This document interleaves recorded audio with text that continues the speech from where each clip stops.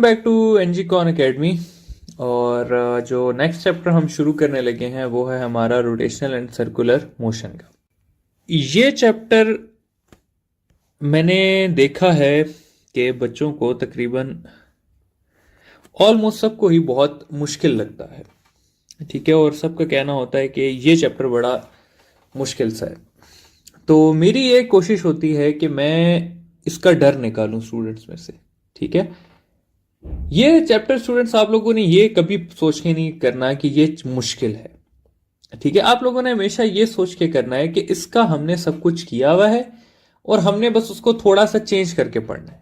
इस चैप्टर में इससे ज्यादा कुछ भी नहीं है, ठीक है। अगर आप लोग ये सोच के पढ़ेंगे तो मैं श्योर हूं कि आप लोगों को ये चैप्टर मुश्किल नहीं लगेगा, और अभी हम ये पहले लेक्चर में ही प्रूफ कर देंगे। पर्सनली ये चैप्टर मेरा शायद फर्स्ट ईयर का सबसे ज्यादा फेवरेट चैप्टर है, क्योंकि इसके अंदर जो चीजें हैं वो बहुत कॉन्सेप्चुअल हैं, बहुत आसान भी हैं और बहुत मजे की भी हैं।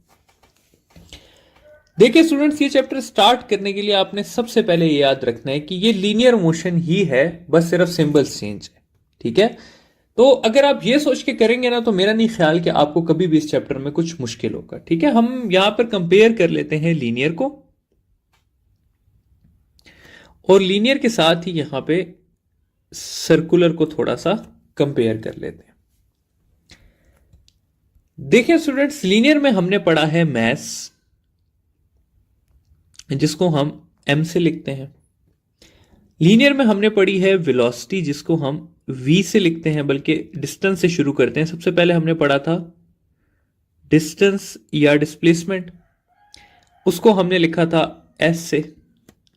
हमने वेलोसिटी पढ़ी थी, उसको हमने लिखा था v से। वेलोसिटी इक्वल थी s बाय t के। एक्सेलरेशन हमने पढ़ी थी, एक्सेलरेशन इक्वल थी v बाय t के। एक्सेलरेशन के बाद हमने नेक्स्ट चीज पढ़ी थी फोर्स। फोर्स इक्वल था एम ए के। फिर हमने पढ़ा था अगले चैप्टर में मोमेंटम। मोमेंटम इक्वल था एम वी के। फिर नेक्स्ट चैप्टर में है हमने देखा जी kinetic energy. Kinetic energy equal थी हाफ एम वी स्क्वायर के, ठीक है। तो ये कुछ चीजें थी जो हमने पढ़ी थी अपने अभी पिछले जो लीनियर चैप्टर्स थे उनमें, ठीक है। अब सर्कुलर मोशन में स्टूडेंट्स कोई नई चीज नहीं आई, ठीक है। यही चीजें हैं, सेम यही चीजें हैं, सिर्फ फर्क कितना है, फर्क इतना है कि उसके सिंबल्स चेंज है। मैथ्स की जगह हम लफ्ज यूज कर लेते हैं मोमेंट ऑफ इनर्शिया, और उसका सिंबल हम दे देते हैं आई। डिस्टेंस की जगह हम एंगुलर डिस्प्लेसमेंट कह देते हैं और उसका सिंबल ले लेते हैं थीटा। v की जगह हम एंगुलर डिस्प्लेसमेंट बोल देते हैं और ओमेगा ले लेते हैं। a की जगह हम एंगुलर लगा देते हैं और हम अल्फा लिख देते हैं। f की जगह हम टॉर्क ले लेते हैं। मोमेंटम की जगह हम एंगुलर मोमेंटम L ले लेते हैं, और काइनेटिक एनर्जी की जगह हम काइनेटिक एनर्जी रोटेशनल R ले KER ले लेते हैं, ठीक है। अब यहां पर सिर्फ हमने सिंबल चेंज किए, आगे इक्वेशंस सेम रहती हैं। जिससे यहां पर s बाई टी था ना, तो s की जगह हमने यहां थीटा लिया है, तो ये क्या हो जाएगा, थीटा बाई टी हो जाएगा। यहां पर अल्फा था तो v बाई टी था, तो v की जगह हम क्या लिख देंगे, ओमेगा, तो ये ओमेगा बाई टी हो जाएगा।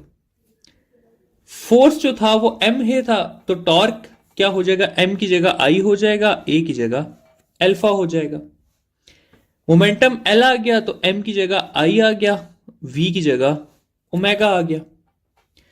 काइनेटिक एनर्जी थी, तो काइनेटिक एनर्जी में हाफ m की जगह i आ गया और v की जगह ओमेगा स्क्वायर आ गया। तो अगर आप यहां पर देखें स्टूडेंट्स, तो ये सारी की सारी इक्वेशन सेम है, सिर्फ क्या चेंज हुआ है, सिंबल्स और अल्फाज।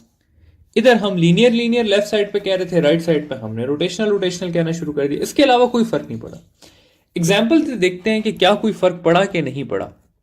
अभी हमने कुछ भी नहीं पढ़ा, ना हमें पता है एंगुलर वेलोसिटी क्या होता है, ना हमें पता है एंगुलर मोमेंटम क्या होता है, ना एक्सेलरेशन, कुछ भी नहीं पता। हमने सिर्फ अभी ये वाली चीज देखी है कि भाई सिंबल्स के चेंज में क्या फर्क पड़ता है।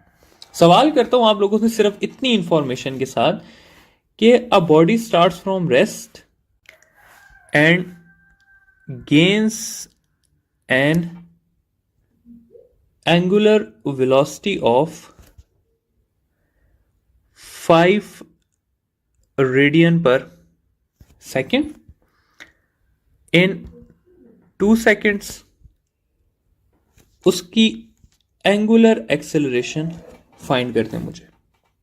ठीक है, अब ये देखिए स्टूडेंट्स, अभी हमने कुछ भी नहीं पढ़ा, लेकिन तरीका क्या होता है ऐसे सवालों को सॉल्व करने का कि अगर आपको नहीं समझ आ रही कि एंगुलर में क्या है, आप उसको लीनियर में कन्वर्ट कर दें। मैं कह देता हूं body starts from rest and gains a linear, angular को मैं गायब कर देता हूं। Velocity of 5 radian per second है तो इसको मैं मीटर पर सेकेंड कर देता हूं, इन 2 सेकेंड, और फाइंड लीनियर एक्सेलरेशन। अब क्या आप यह सवाल सॉल्व कर सकते हैं? तो मुझे पूरी उम्मीद है कि अब मेरे सारे स्टूडेंट्स ये सवाल सॉल्व कर सकेंगे। किस तरह से कि acceleration is equal to V F minus V I by T. अब इसी इक्वेशन को क्यों ना आप एंगुलर में बना लें कि alpha is equal to omega F minus omega I by T. Omega F कितना है? 5 रेडियन पर सेकेंड है तो 5 आ गया, रेस्ट था तो आई कितना हो जाएगा? 0 हो जाएगा, डिवाइडेड बाय 2, तो इसका आंसर आ जाएगा 2.5 रेडियन पर सेकेंड स्क्वायर। ठीक है, तो देखिए स्टूडेंट्स, लीनियर का ही सवाल था, सिर्फ और सिर्फ यूनिट्स का फर्क था। ठीक है, तो क्यों ना आप यूनिट्स थोड़े से चेंज कर लें अपनी आसानी के लिए। तो ये हो गया एक सवाल। एक और एग्जांपल देता हूं, उसके बाद थोड़ा और इसी चीज को आगे एलेबोरेट भी करता हूं कि कैसे ये चीज आपके लिए बहुत ज्यादा हेल्पफुल है। सवाल इस तरह से है कि a body having moment of inertia equal to 2 kg metre square is rotating with angular velocity of 5 radian per second, find the angular momentum. अब हमें नहीं पता एंगुलर मोमेंटम क्या होता है, ना हमने पढ़ा है कि एंगुलर मोमेंटम क्या होता है, लेकिन हमें यह पता है कि लीनियर मोमेंटम क्या होता है। लीनियर मोमेंटम होता है mv।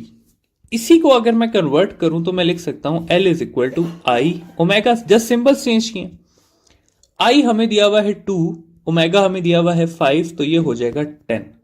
ठीक है, तो ये आ गया जी हमारे पास एंगुलर मोमेंटम। तो ये मेरा आपको इस सब का मकसद क्या है ये समझाने का कि एंगुलर जो मोशन है उसके न्यूमेरिकल्स मुश्किल नहीं होते, उसके कॉन्सेप्ट थोड़े से टेक्निकल होते हैं, वो हम आगे देख लेंगे कैसे, लेकिन मुश्किल नहीं है ये चैप्टर। ठीक है, अगर आपको लीनियर अच्छे तरीके से आता है तो एंगुलर में आपको कोई मसला नहीं होना चाहिए। आगे जाते हैं, मजीद थोड़ा सा देख लेते हैं इक्वेशन ऑफ मोशंस को। तो इक्वेशन ऑफ मोशंस हमारे पास है V F is equal to we I plus A T, S is equal to we I T plus half A T square, 2as is equal to V F square minus V I square. और एक और equation हमने पढ़ी थी displacement covered in nth second.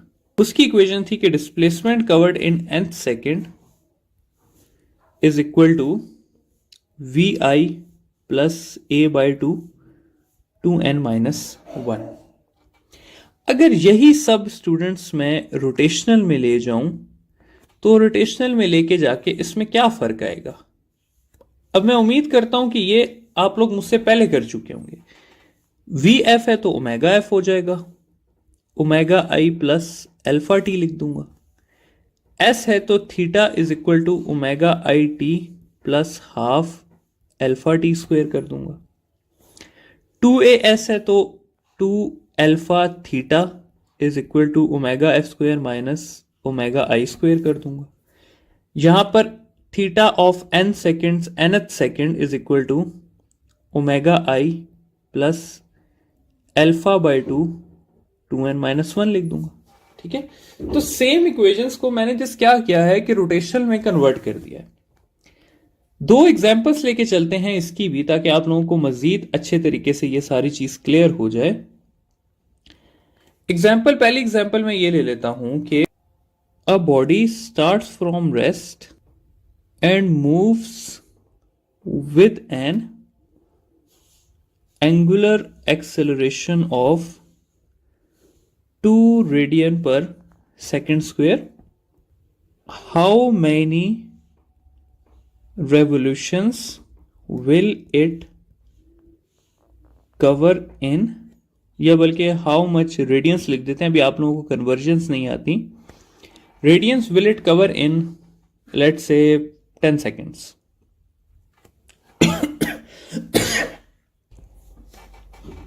Linear के तौर पे लेके चलें स्टूडेंट्स, क्योंकि अगर मैं एंगुलर पे चला जाऊंगा तो काफी अजीब सा हो जाएगा। मैं कहता हूं body starts from rest and move with a linear acceleration of 2 metre per second square. How many radians की जगह मैं कह देता हूं how much metres will it cover in 10 seconds. ठीक है, लीनियर का सोचे सारा, तो आप सोचेंगे कि भाई ये अगर मैं सेकंड इक्वेशन लगाऊं s is equal to we I T plus half AT square, तो आपका आंसर आ जाएगा। क्यों ना मैं इसको रोटेशनल में लिख दूं कि theta is equal to omega i T plus half alpha t square. तो ये कुछ इस तरह से हो जाएगा कि थीटा इज इक्वल टू, ये 0 है तो ये सारा 0 हो जाएगा, plus half into 2 into 10 square. तो ये हो जाएगा जी 2 से कैंसिल हो जाएगा और 100 रेडियंस इसका आंसर आ जाएगा। ठीक है, सेम सवाल है, सेम सब कुछ है, बस सिर्फ क्या है कि रोटेशनल में लिख दिया और कुछ भी नहीं किया। इसी सवाल को इस तरह करते हैं कि a body starts from rest,